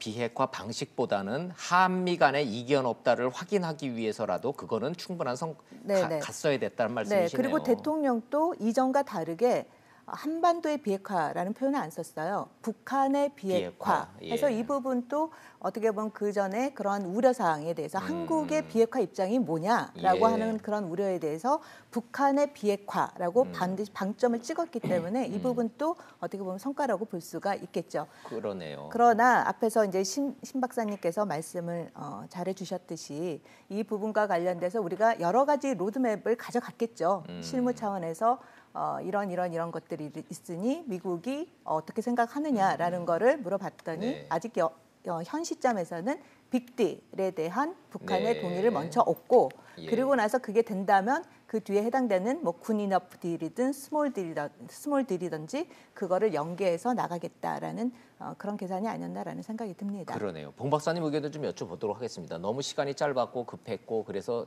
한미 정상회담도 사실 성과가 없는 거 아니냐라고 야당 측에서 워낙 혹평이 나오기 때문에 질문을 좀 드려봅니다. 어떻게 보십니까? 근데 저도 이호령 박사님 의견에 전적으로 동의하는 건 뭐냐면 북한 얘기를 했지만 결국에 더 중요한 것은 한미 간의 한미 동맹. 그 동맹 관계에 이상이 없다. 물론 모든 100% 싱크는 안 되더라도 네. 한국과 미국은 이제 한반도 평화를 위해서 한국과 미국이 그 굉장히 핵심적인 협력 국가라는 걸 확인했고 그것이 바로 백악관 그 공식 그 브리핑에도 강조가 됐죠. 제일 첫 번째로 나왔거든요. 네. 그러니까 이번에 득이 있다면은 여러 가지 우려가 있었습니다만 한국과 미국이 같은 페이지에 있다. 한미 동맹 전선에 이상이 없다는 것을 이제 확인한 것 그것이 중요했다고 봅니다. 그거는 큰 성과로 볼 수는 있겠네요. 근데 얘기 나온 김에 근데 그것만 딱 하고 왔으면은 그래도 한미 동맹 유지되고 있고 한미 공조 문제 없구나라고 양국에다 이렇게 얘기를 하면은 참 좋았을 것 같은데 그 무기 있잖아요, 무기. 트럼프 대통령 아무리 저 사업가 기질이 있다 그래도 그 자리에서 우리 무기 사줘서 고맙다고 5번이나 얘기를 해버리니까 이게 노딜이 아니라 웨펀딜이라고 얘기가 나오잖아요. 무기 사러 간 거냐고. 요거는 좀 우리가 좀 당한 것 같은 생각도 좀 들고요. 어떻게 보세요? 뭐 이렇게 평가를 해요. 뭐 트럼프 대통령이 그 이야기를 잘했냐? 잘못한 거죠. 잘못한 거죠. 예, 그렇죠. 그 트럼프 대통령 그 비난받아야 돼요. 예, 그렇지만 또 우리나라만 일부러 모욕한 거냐? 그건 아니라고 생각해요. 왜냐? 트럼프 대통령은 모든 나라의 정상회담에서 그런 식으로 세일즈 외교를 해요. 원래 그런 사람이니까. 원래 그런 사람이라는 걸 우리가 감수하고 봐야 되겠죠. 그렇기 예. 때문에 사실 부적절한 발언임에도 불구하고 우리가 이것을 갖다가 너무 이렇게 비난할 필요는 없다. 네. 다른 한편으로는 우리가 이렇게 정상회담 합의문이 없었고 양측에 독자적인 언론 발표가 있었던 거예요. 그렇죠. 이제 그 점이 좀 아쉬운데 그 내용을 봐도 저는 이호령 박사님, 봉 박사님 의견, 뭐 한미 공조가 튼튼하다는 걸 과시했다는 것은 좋은 점인데 사실 양측의 정책 중점은 현저하게 다르다구나인 것이 또 느껴졌어요. 그렇죠. 왜냐하면 예. 우리는 북한 문제만을 전부 대부분 했는데 미국과 같은 경우에는 통상이라든가 자신들의 세일즈 이 점을 또 강조했거든요. 예, 그런 예. 부분도 우리가 앞으로 그 차이를 좁혀 나가면서 정말로 우리가 정상회담 때 나왔던 빗셀 틈 없는 공조를 만들어 나가야겠죠. 그러게요. 무기 얘기가 나와서 제가 혹시 한국 국방연구원에 계시니까 원래 미국에서 무기 사오는 거는 이것 때문에 사주는 게 아니라 원래 사는 거지 않습니까? 그렇죠. 한미 동맹에서 이제 연합 전력 측면에서 예. 아무래도 미군 무기를 쓰는 게 우리의 연합력을 훨씬 더 높이기 그렇죠. 때문에 미군 예. 무기를 사는 거고요. 앞에서 진짜 생뚱맞게 무기 그동안 또 실제로 우리가 추진해 오고 있는 건데 마치 새로 사는 것처럼 이것 때문에 그렇게, 괜히 우리가 가서 괜히 덤태기 쓴 것처럼. 네네. 그 트럼프 대통령이 그거는 하지 말아야 될 소리를 해가지고 문재인 대통령 입장이 좀 더 곤란해지고 더 힘들어졌어요. 문재인 대통령 안팎으로 엄청 힘드십니다. 그리고 그 신범재 박사님이 말씀하신 거에 이제 동의를 하는데 하나 더 우리가 또 주의 깊게 봐야 되는 점 중에 하나가 네. 우리는 이번에 가서 비핵화와 관련해서 굉장히 한반도 내로 모든 문제를 집중해서 이야기를 했어요. 그러나 그 백악관에서 나온 그 평가를 보면은 한미 동맹의 그런 공고화를 이야기를 하면서 다시 린치핀이라는 단어를 쓰는 거죠. 한미 동맹 공고함을 표현하는 것 중에 중심축이다 이거죠. 그렇죠. 중심축인데 그 중심축이 한반도뿐만 아니라 한반도를 벗어나는 지역에서의 한미 동맹의 공고화를 이야기를 하고 있기 때문에 우리가 그 시각을 보다 넓혀서 한미 동맹 문제를 바라보는 것도 중요한 포인트가 아닌가라는 생각이 듭니다. 우리는 한반도 비핵화, 북한의 비핵화에 방점이 찍혀 있지만 미국은 전체적으로 세계 전략 자체의 판이 바뀌고 있다라는 이런 말씀. 자, 마지막으로 시간이 좀 다 돼서 한 1분씩만 더 드리도록 하겠습니다. 어찌됐든 남북 정상회담 하시겠다는 거고 그 이후에 남북미 회담도 지금 하시겠다는 거고 우리가 내놓은 이른바 Good Enough Deal 우리의 중재안에 대한 전문가 평가 좀 여쭤보도록 봉 박사님부터 여쭤볼게요. 자, 이거 말고는 다른 대안은 없는 건가요? 포괄적으로 합의하고 단계적으로 이행하자. 요 틀 내에서 양쪽을 끌어당겨서 설득하는 거 이외에는 다른 방법은 없습니까? 일단은 미국과 북한이 어떤 정도 그 실질적인 합의를 일단 하는 것이 중요하다고 봅니다. 서로를 최소한도로 신뢰하고 실질적인 결과를 한 번이라도 도출해 본다면은 이 맥락이 굉장히 달라질 것 같은데 지금 너무 동떨어져 있거든요. 그래서 good enough deal, 적당한 딱 맞는 딜을 성사시켜야 되는데 그게 북한 입장이 변해야 된다는 그런 변수가 있죠. 그 데미안 샤젤 감독이 영화 2개 만드는데 라라랜드도 만들었고 위플래시도 만들었잖아요. 근데 위플래시에 보면은 그 플래처 교수가 독재자 교수인데 거기서 영어에서 가장 해로운 말이 good job, 좋았어, 적당해 이 말이거든요. 만약에 김정은 위원장이 플래처 교수 같이 행동을 한다면은 2019년은 랄라랜드처럼 행복하지가 않고 한반도 정세는 위플래시에 가까워지겠죠. 네네네. 예, 봉 박사님은 어찌 됐든 북한이 변해야 되고 김정은이 생각을 바꿔야 되는데 안 그럴 것 같다고 지금 걱정을 하시는 것 같습니다. 제가 듣기로는. 김정은 위원장이 계속 적당한 거는 해롭다고 입장을 고수한다면 예. 변화는 일어나기 힘들 것입니다. 예, 자 먼저 북한이 변화해야 된다는 전제 조건이 필요하다는 말씀. 이호룡 박사님은 우리 문재인 대통령의 이 극한 직업, 이 힘든 이 중재자 역할. 어떻게 효과가 좀 있을까요? 저는 좀 중재자 입장에서 벗어나서 적극적으로 미국과 같은 목소리를 내야 된다고 봅니다. 북한이 우리가 중재자, 뭐 촉진자 역할을 한다고 해서 북한을 설득한다고 해서 북한의 행동 변화가 예상되지 않거든요. 그러한 측면에서는 오히려 한미동맹의 공고함을 통해서 북한을 압박하는 것이 오히려 북한을 더 빨리 비핵화 협상 틀로 들어올 수 있는 게 아닐까라는 생각이 한반도 듭니다. 문제를 해결하기 위해서 굳이 선택을 해야 된다면 한미 동맹을 선택하는 게 우리의 합리적인 선택이다 이렇게 보시는군요. 네. 신 박사님은요? 이제 뭐 봉 박사님, 이 박사님 말씀하신 거에 동의하고 우리 정부가 지금 해야 될 일은 뭐 영어로 조어를 만드는 걸 일단 멈춰라. 실질적인 내용이 중요한 거지. 굿이너프 딜 해서 내용을 보니까 작년 이맘때 우리 정부가 이야기했었던 포괄적 합의 단계적 이행 로드맵입니다. 그러니까 그 내용을 가지고 이렇게 포장보다는 내용을 가지고 설득을 하고 북한과 관련해서는 가장 중요한 것은 봉 박사님께서 말씀하신 것처럼 비핵화의 최종 상태나 로드맵을 제시하라는 그런 포괄적 합의를 해달라. 그게 분명하면은 이행 자체는 우리가 충분히 미국을 설득할 수 있다. 그래서 그 용어 자체는 제가 동의하지 않지만 그 포괄적 합의 단계적 이행이라는 카드는 우리 정부의 카드로서 언젠가 빛을 발할 때가 있을 것이다. 다만 그것을 위해서라도 우리 정부가 지금 당장은 미국과 협력을 더 강화하고 북한의 비핵화를 견인하는 노력을 더 해야 된다고 생각합니다. 문재인 대통령이 내놓은 그 중재안이라는 게 현재는 힘들지만 여전히 살아있는 카드고 효력을 발휘할 때가 분명히 올 것이다. 예, 상당히 고무적입니다. 자, 3698 그 문자를 일일이 다 전해드릴 수는 없습니다만은 전체적으로 북한 문제에 관해서는 중재자 역할 힘들다는 말씀도 많으시고 무조건 우리는 빠져야 된다. 북미 간에 일단 해결하도록 우리가 너무 그렇게 개입할 필요 없다는 다양한 의견들 좀 주고 계십니다. 자, 오늘 여기까지 좀 정리하도록 하겠습니다. 그 남북 정상회담 언제 어떻게 결정되든 간에 결정되면은 다시 한번 모시고 고견들 듣도록 하겠습니다. 봉영식 박사님, 이호룡 박사님, 신범철 박사님 세 분 말씀 잘 들었습니다. 감사합니다.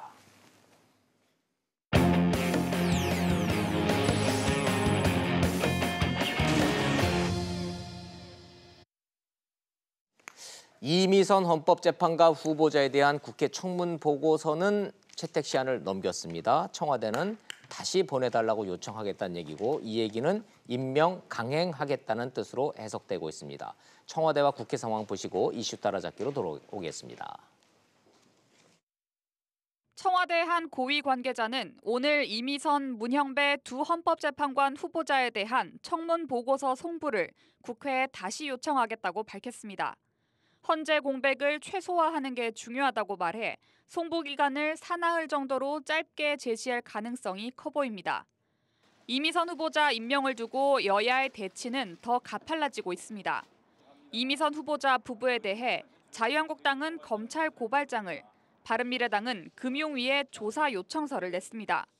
주식 거래 과정에 내부 정보를 이용했는지 밝히란 겁니다. 공격의 초점은 조국 민정수석에 맞췄습니다. 청와대 인사라인 전체를 물갈이 해주기를 바랍니다. 무능과 무책임의 상징이 되어버린 조국 수석을 반드시 경질해야 합니다. 민주당은 정권 흔들기가 목적인 정치 공세라고 일축했습니다. 여당 법사위원들도 불법성이 드러나지 않았는데도 근거 없는 의혹 제기로 여론을 호도하지 말라고 주장했습니다. 한국당은 있지도 않은 의혹을 만들어내고 허위 사실을 유포하고 있습니다. 무책임한 정치 공세와 정권 흠집 내기를 당장 그만둬야 합니다. 청문 보고서 재송부 요청은 사실상 이 후보자를 임명하겠다는 수순으로 읽히기 때문에 보수 야권 반발은 더 거세질 전망입니다. 긴박하게 돌아가는 뉴스 이슈 따라잡기 순서 돌아왔습니다. 이수희 변호사님 나오셨습니다. 어서 오세요, 이 변호사님. 예, 안녕하십니까. 자, 이미선 후보자 옳다 그르다 국민 여론도 나눠져 있고 정치권은 완전히 이거 이제 반반으로 나눴기 때문에 답이 안 나오는 상황인데 임명 강행하는 거죠. 지금 봐서는 그렇습니다. 다시 청문 보고서 다시 보내라고 청와대에서 오늘 낸다고 하는데 다시 보낸다고 하는데 또 하나는 문재인 대통령께서 중앙아시아 3개국을 방문을 하죠. 그렇죠. 순방길에 오르시니까. 예, 그리고 지금 두 후보가 현직 두 분이 18일까지가 임기래요. 그러니까 18일쯤에 해야 되는데 이제 중앙아시아를 나가니까 귀국 후에 임명을 강행하지 않겠느냐. 그런데 저는 좀 과정에서 문형배 후보자에 대해서는 여야가 다 적격이라고 판단했거든요. 부산에서 활동했던 분인데 판사 출신으로 상당히 좀 감동적인 대목이 있었어요. 청문회 때.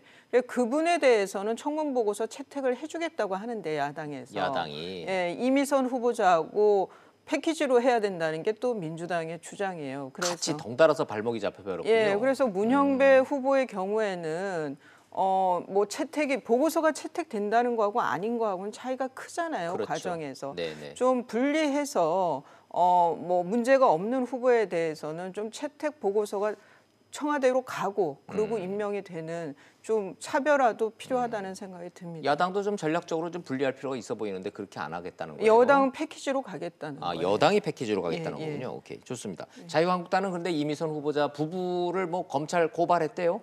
예, 어제 검찰, 그러니까 바른미래당에서는 금융위에 진정을 냈고, 바른미래당은 금융당국에다가 오신환 의원이 수사 의뢰를 한 거고, 그리고 한국당의 경우는 검찰에다가 자본시장법, 공무상 비밀 누설 등의 혐의로 고발장을 제출을 했습니다. 민주당의 입장도 이제 강경해졌죠. 이건 정치 공세다. 이렇게 이제 딱 선을 그어버렸어요. 예, 민주당 이해찬 대표도 큰 과책이 없다 그러면서 정치 공세를 그만둬라가 지금 지도부의 입장인데 지금 어제 리얼미터가 CBS하고 같이 여론조사를 했죠. 거기에 대해서 부적격하다라고 생각하는 국민 여론이 54.6%입니다. 그리고 적격이 28.8%.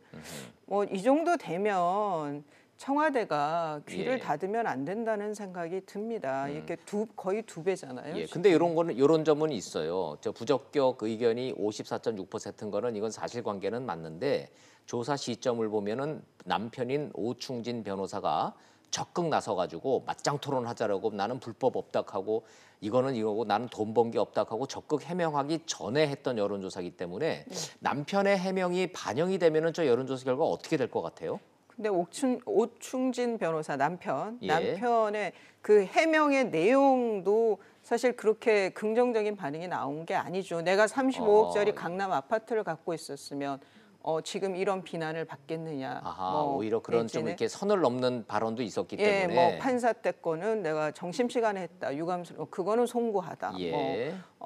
그런 내용인데 글쎄요. 이제 증거를 내밀면서 한 해명은 아니고 글이 없고 단순히 그리고 남편이 후보자가 아닌 남편이 너무 나선다는 거에 대한 부정적인 반응도 있었기 때문에 그러니까 54%까지는 아니더라도 부적격 의견이 더 많지 않을까 싶은데요.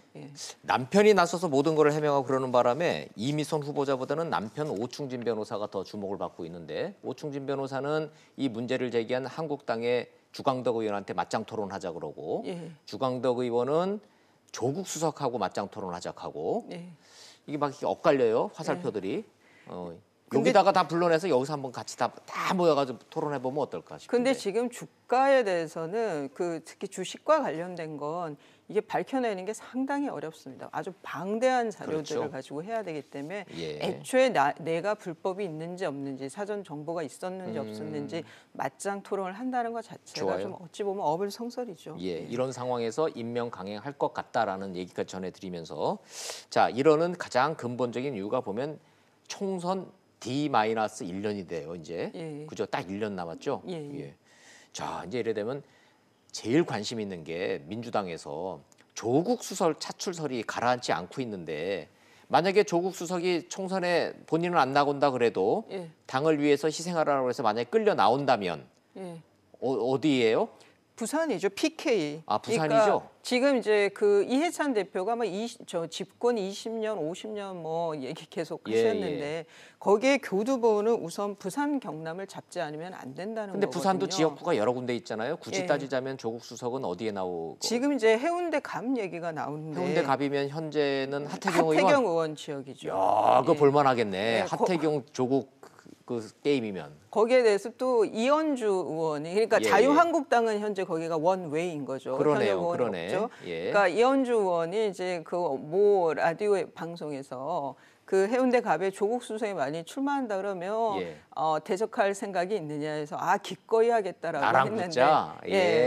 그럼 이현주 의원도 나랑 붙자고 그러고 하태경 의원도 오케이 나오라면 나오라는 거고. 예. 그런데 그렇게 만약 바른미래당이 어떻게 될지 모르겠어요. 예. 하태경 의원의 거취가 만약 진짜 바른미래당에 그냥 있으면서 나온다고 하면은 구도상으로는 조국 수석에게 훨씬 유리한 거죠. 만약 뭐 이현주 의원이 정말 거기서 출마한다라고 하면은 그래서 구도상으로는 그런데 그거는 이제 1, 2번으로 싸울지 1번, 2번, 3번으로 저 대진표가 나올지 그거는 더 봐야 되겠습니다. 이게 총선이 이제 1년밖에 안 남으니까 당에서 준비를 하면서 청와대 인사들이 어디로 가느냐가 이게 관심이 많기 때문에 제가 자꾸 여쭤보게 되는데 뭐 이현주 의원이야 뭐 본인 처음에는 뭐 부산 영도 나온다 그랬던 분이니까 논외로 치더라도 그럼 조국 수석이 만약에 나온다면 해운대 그 뭐 그렇다는 얘기고요.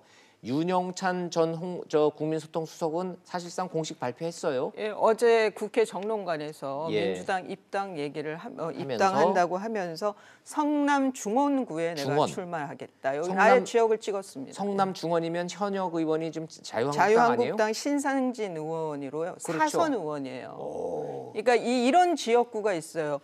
유명하지는 않은데 선수가 차곡차곡 쌓이는 그런 지역이 있어요. 그러니까 정통적으로 자유한국당에게 유리하기도 하고 뭐 신상진 의원이 지역 관리도 잘 했는데 지금 이제 그 윤영찬 전 수석의 경우에 이제 내가 입당을 하면서 여기 성남 중원을 찍은 이유가 여기가 한 번도 민주당 후보가 된 적이 없다. 그리고 위치가 좋은데도 뭐 발전이 잘 안 됐다. 다른 구에 뭐 옆에 분당구라든가 뭐 이런 데 비교하면 뭐 그러면서 이제 출사표를 던졌는데요.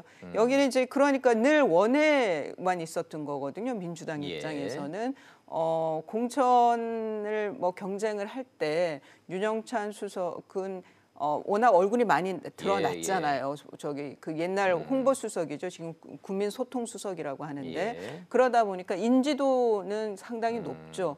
뭐 많이 유리할 것 같습니다. 동아일보 기자 출신이고 네이버 부사장 했고 청와대 문재인 캠프에 들어갔다가 청와대 국민소통수석 옛날 같으면 홍보수석했고 TV에 많이 알려져 있고 그러니까 당내 경선에서 아마 달려드는 사람 없지 않을까요? 근데 지금 현역은 지금 원외 지역위원장은 있는데 뭐 그거는 이제 당내 정치는 윤영찬 전 수석의 몫이죠. 이거는 좋아요. 그러면 이른바 청와대 5인방 있잖아요. 자 임종석 비서실장 뭐 다 아는 사람이니까. 어디 나온대요? 원래 성동구였죠. 본인이 국회의원을 할 때. 한양대학교가 기반으로 돼 있으니까. 그런데 성동구가 분구가 되면서 그렇죠. 가불로. 그러면서 본인이 있던 성동을이 서울중구하고 합구가 돼버렸어요. 그러니까 선거구가. 현역은 지상욱이고.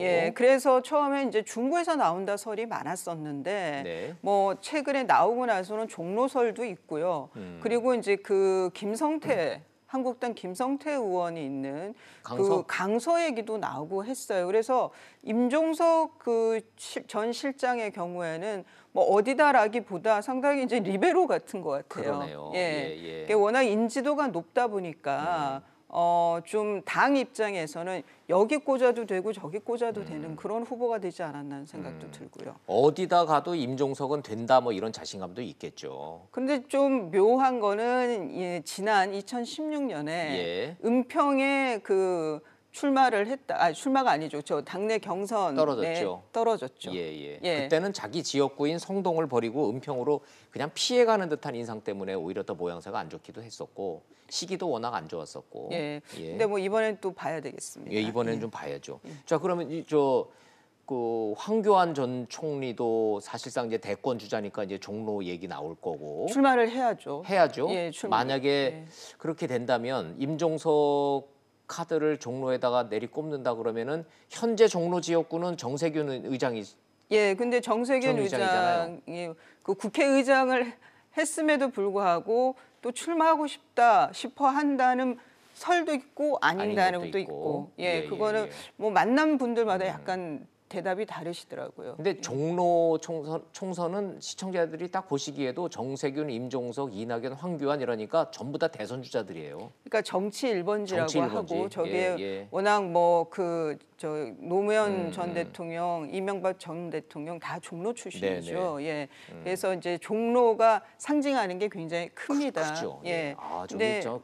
궁금하네요. 글쎄 임종석 실장이 종로에 출마한다라고 하면은 정말 차기 대권 후보로 여권에서 생각하고 있다라는 이제 시그널이 될 수도 있고요. 근데 이낙연 총리가 뭐 친여권 쪽 후보 유권자들에게는 지금 1위로 나오고 있어요. 대권 지지도에서는 그것도 무시할 수 없고 또 이낙연 총리가 제법 길었잖아요. 아마 내년에 출마를 해야 되거든요. 그럴 때 워낙 뭐 호남 쪽이었지만 저는 서울 중심 뭐 종로도 가능하다고 보고 다만 이제 아마 한국당이나 그 민주당이나 상대방 후보가 누가 나오느냐에 따라서 아마 좀 그걸 의식한 공천이 될 것 같습니다. 저런 거 보면은 절에서들 청와대를 들어가려고들 그러는 거예요. 청와대 출신들이 총선 때 돼서 공천받을 이 시점이 딱 되면은 현저하게 유리한 거 맞는 것 같아요. 이번에도 청와대 출신들 이른바 문재인의 남자들로 있었던 수석 출신들, 비서관 출신들 대거 출마하잖아요. 그들은 다 지역구 이제 벌써부터 얘기들이 많이 나오고 있던데 예를 들자면 한병도, 진성준, 백원우 다 어디로 지금 가고 있어요? 그러니까 지금 이제 한병도 전 수석의 경우에는 17대 국회의원을 했었어요. 그 지역이 일산시 갑이에요. 익산이에요. 전북 익산. 전북 익산. 조배석 의원한테 아마 졌죠 그때? 그런데 지금 이제 그런 게 있는 거예요. 지금 이제 한번 그렇게 중앙에서 중앙 정치에 뛰었으면 뭐 청와대를 정치라고 할 건 아닌데 그럼 수도권으로 옮기고 싶어하는 마음들이 들거든요. 그런 것도 좀 차이는 있을 것 같고요. 그다음에 뭐 송인배 그 전 정무비서관은 뭐 유명하죠. 원래 양산이었었고 양산에서 그 계속 뭐 잘 안 됐어요. 이번에는 또 어떨지 모르겠습니다. 송인배 비서관 같은 경우에는 노무현의 남자로 시작해서 경남 양산에만 지금 4번째 출사표 던지는 거 아니에요? 그리고 거기가 그 문재인 대통령의 지금 그 자택이 있는 곳이죠. 그럼요. 정치적 고향이죠. 그런데 지금 자유한국당 윤영석 전 대변인이 거기에 또 재선 의원이에요. 그렇죠. 거기가 민주당이 이기가 쉽지가 않은 데였는데 지금은 이제 어떨지 모르죠. 그러니까 예를 들어서 백원우 전 비서관 같은 경우도 이제 문재인의 남자로 자리매김을 확실하게 했는데 원래 그 뭐 지역구 바꿀 수 있는 상황이 하잖아요. 시흥이면. 18대 때 시흥 갑이었는데 시흥시 정도면은 뭐 계속 고집하는 게 낫죠. 그런데 19대, 20대 계속 보수당에 졌죠. 근데 이제 좀 지금 분위기가 그 반사이익이 어디까지 갈지 한국당이 뭐 여러 가지로 아마 각 후보자들 모두 여러 생각이 들 겁니다. 진성준 전 비서관의 경우에는 뭐 박원순 그 서울시장과도 좀 많이 일을 했었죠. 근데 이제 강서을 김성태 한국당 의원 네네. 원래 또 강서구하고 아마 인연이 있을 거예요. 예. 진선중 그 비서관은. 그다음에 권혁긴 전 춘추관장은 용산 얘기가 나오는데 진영 의원이 지금 장관으로 갔기 때문에 비었죠. 저기는 맞아요. 공석이라. 예, 무주공산이죠. 예, 무주공산인데 이 용산이 또 이 독특한 선거구 또 특색이 있습니다. 여기가 충남 향후회가 굉장히 센데. 좋아요. 예. 저기. 이게 좀 뭐 하면 밤새도록 해도 이게 300명 저 지역구들 한 바퀴 돌면은 예. 뭐 그냥 관심도만 놓고 보면 밤새서 해야 되는데 너무 이러니까 차차 이제 우리가 윤곽 나오는 대로 좀 전해드리도록 근데 하죠. 저렇게 친문 색채가 강해진다는 게 전체 공천판에서는 어떻게 비칠지가 우선은 또 그렇겠죠. 중요해요. 예, 예. 박근혜 정부 때는 뭐 친박 색채가 더 강해진 거와 같은 뭐 그런 이제 관성이 있으니까. 자, 제일 궁금한 거는 저 자유한국당이나 저 민주당보다도 중간지대에 있는 바른미래당 손학규 대표 체제가 이게 얼마나 될 건가가 제일 이제 궁금한데 연판장 계속 돌고 있습니까? 지금 이제 하태경 뭐 최고위원이 그렇게 하겠다고 하는데 네. 뭐 당원 당규에 의하면은 뭐 저기 대표 당원들의 뭐 몇 퍼센트의 저 요구가 있으면 임시 전대를 해야 된다 뭐 이런 이제 당원 당규를 들고 나오면서 압박을 가하는데요. 어제 손학규 대표의 경우에는 추석 때까지 예. 추석이 언제나 봤더니 9월 13일이더라고요. 그러네요. 한 6개월 정도예요.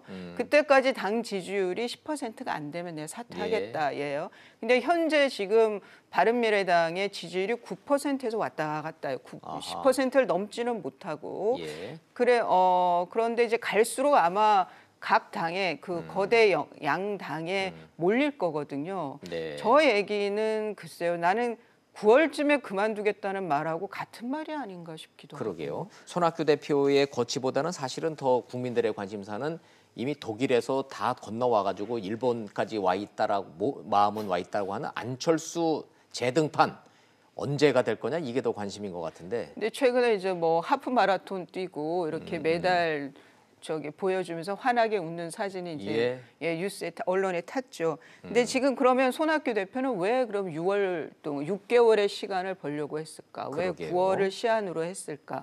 그게 이제 안철수 전 대표와 그럼 교감이 있는 건지. 예. 그거는 뭐 그거 궁금하네. 예, 그게 지금 궁금하죠. 맞아요. 지금 상황이고. 예. 그런데 사실상 대주주는 안철수 전 대표니까. 예, 그런데 또 손학규 대표가 손을 도와달라고 손을 내민 거는 또 정병국 의원이에요. 그러네요. 바른당 출신의 정병국 의원. 근데 또 혁신위원장 자리를 또 제안을 했어요. 지금 바른미래당이 혁신 정도 가지고 그러게요. 활로를 찾을 수 있을까? 그것도 또 의문이고요. 예. 계속 하여튼 바른미래당 미래에 대해서 얘기를 하게 되네요. 좀 지켜보겠습니다. 예. 자, 잘 들었습니다. 고맙습니다.